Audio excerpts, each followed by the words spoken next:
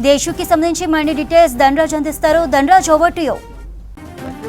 మనం చూస్తున్నాం కవిత custody petition కోరుతూ ఈడీ దాఖలు చేసినటువంటి పిటిషన్లో వారం రోజుల పాటు కూడా ఇటు సిబిఐ అనుమతించడం జరిగింది. అయితే కవిత చూసినట్టయితే ఈ ఢిల్లీ లిక్కర్ పాలసీకి సంబంధించినటువంటి కేసు వ్యవహారంలో ఆమె పాత్ర పైన కూడా ప్రధానంగా 15 పేజీలకు సంబంధించినటువంటి ఈ పిటిషన్ ఎన్ఫోర్స్మెంట్ డైరెక్టరేటు దాఖలు చేయడం జరిగింది.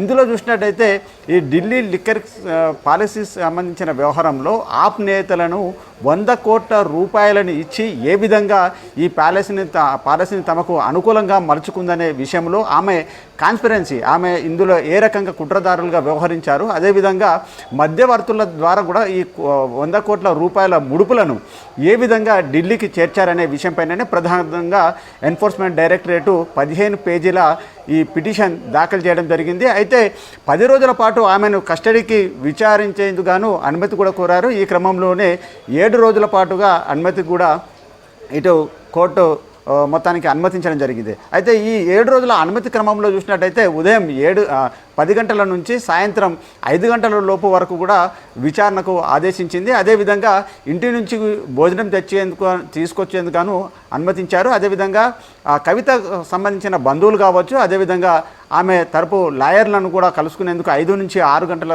మధ్య సమయాన్ని కూడా వెసులుబాటు ఇవ్వడం జరిగింది. ఇక ఈ లిక్కర్ పాలసీకి సంబంధించిన వ్యవహారంలో ఎన్ఫోర్స్మెంట్ డైరెక్టరేటు ప్రధానంగా ఈ కేసుకు సంబంధించినటువంటి కొన్ని ముఖ్యమైనటువంటి పాయింట్లను 15 పేజీలలో ఎస్టాబ్లిష్మెంట్ చేయడం జరిగింది. ఇందులో చూసినట్టయితే ముఖ్యంగా అప్పుడు ఈ లిక్కర్ పాలసీకి సంబంధించినటువంటి ఇందులో పాత్రదారులు, అదేవిధంగా కుట్రదారులుగా ఎవరెవరు వ్యవహరించారనే విషయాన్ని కూడా ప్రధానంగా ఇందులో పేర్కోవడం జరిగింది. అప్పుడు సౌత్ గ్రూప్కు చెందినటువంటి శరత్ చంద్రారెడ్డి, అదేవిధంగా మాగుంట రాఘవతో పాటుగాను వారి తండ్రి శ్రీనివాసులు అప్పుడు ఎంపీగా ఉన్నారు.